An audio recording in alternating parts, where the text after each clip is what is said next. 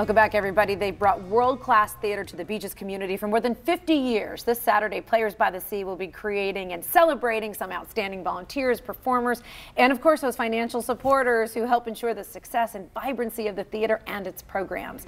It's the theater's end-of-season fundraising event, The Curtain Call, featuring a special performance of Smokey Joe's Cafe. And joining us this morning from the theater's production manager, Jeremy Rackett, and creative marketing manager, Bradley Akers. Thanks so much for being here. Thanks for having us. This is very exciting because I have to throw a disclaimer. I saw Smokey Joe's over the weekend and it was amazing. Just absolutely professional, top to bottom, and funny.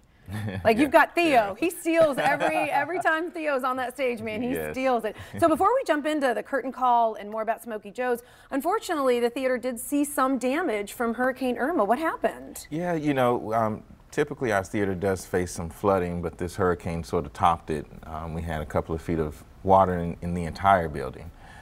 So it took some hands to get that back together, but the show goes on. That's right, the show must go on. So you've been able to then extend the Smokey Joe's because it did impact your opening weekend, and so you've decided to add it to the curtain call. So talk to me a little bit about what can folks expect at the curtain call. Oh, well, the curtain call is going to be a beautiful event. It will include some of our sponsors for the event, wine from the Royal Palms, Heineken. We have food from Taste that's going to be there as well. Not only that, but there's a live and silent auction that's going to be going on that evening, as well as a live performance from Smokey Joe's. And I'm reading in here that you also have a dessert bar sponsored by Liberty Bakery. If anybody has gone to the Liberty Bakery, you know that's absolutely delicious. And right now we're looking at your Smokey Joe's, and it is just an amazing performance. So talk about, so that you have the honorees, and then you have an opportunity for attendees to see part of the show?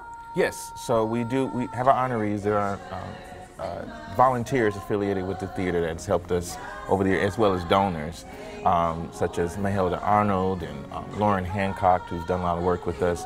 But also because we did have to push the show back, we wanted to share this piece of work with our curtain call patrons that evening. So it's going to be a fun evening. Well, I can't imagine a better way to showcase to people who attend this fundraising event the quality of theater that you put on that stage. I think there's a misnomer when you think community theater, you think, oh, these are people who just have a hobby. These people are focused and amazing. Oh yeah, they commit 180%, and that's what we love. And part of the program, obviously, when you have the programming at the theater, is the children's programming, because they're really your performers of the future, but really they're actually performing currently. Right, they are. So our education program is so important. We look at arts education and theater education as lifelong skill building, team building, communication, with having fun getting on stage. So we have year-long classes. We go to competition in Orlando, and our education director, Jocelyn, just brought back Best Director of the Studio. So we are thrilled. We love what happens there, and the kids have an absolute amazing time working with some top-notch people. And actually, studies have shown that children who are exposed to arts education early in life actually do better in school and in social interaction, get them out of their iPads and their phones. Exactly. Get them engaged, get them on their feet, get them talking about something important. So. And even if they're not an onstage person, maybe they're shy, or they're backstage, or they're other opportunities for them to learn other skills? There are. So what's great is that people like Jeremy and some of our volunteers are really engaged in